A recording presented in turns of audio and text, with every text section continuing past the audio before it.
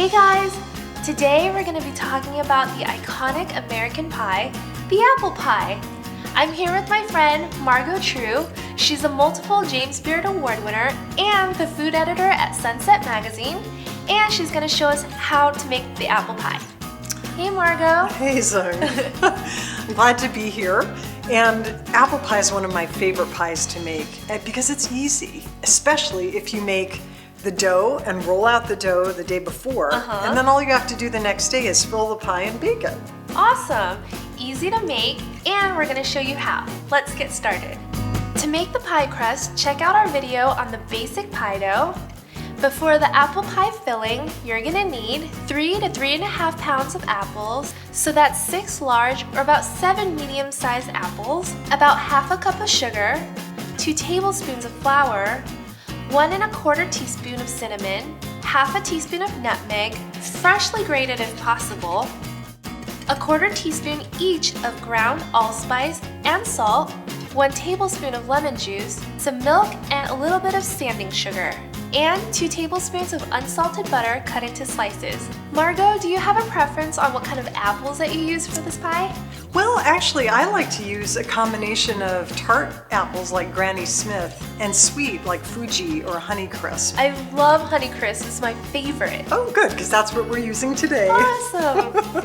So first, you preheat your oven to 450 degrees, and you arrange the racks of your oven in the 2 lowest positions. One's going to be for the pie, one for the baking pan underneath to catch all the bubbling juices. Then you slice up your apples. Start by peeling them. Then you slice the cheeks off the apple. It's much faster than coring the apple. Toss the cores aside. Slice up the cheeks. Put them in a bowl. And then you whisk together your dry ingredients, the flour, the sugar, the spices. Sprinkle them over your sliced apples. Toss, toss, toss. And then you add a little bit of lemon juice, about a tablespoon is all you really need. Toss it again, and then you pour it into your beautifully rolled out bottom crust.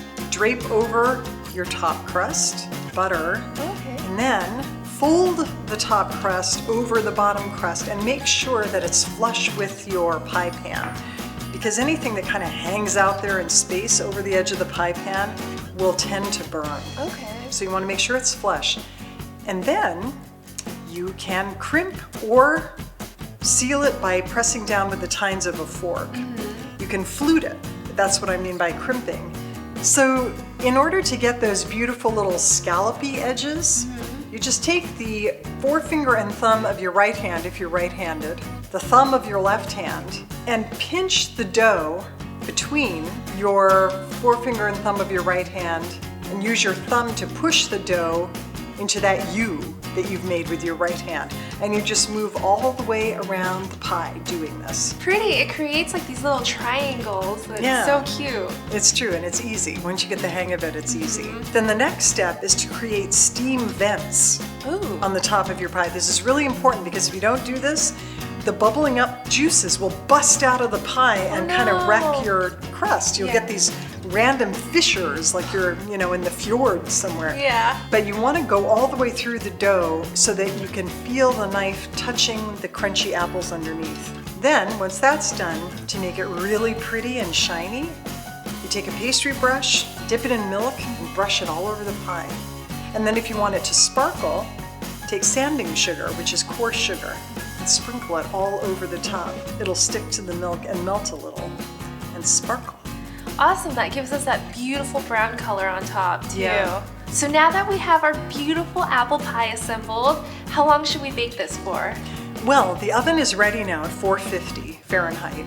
So pop it into the second to the lowest rack and then let it bake for 20 minutes. And after 20 minutes, you'll see that it's getting this really nice browning already.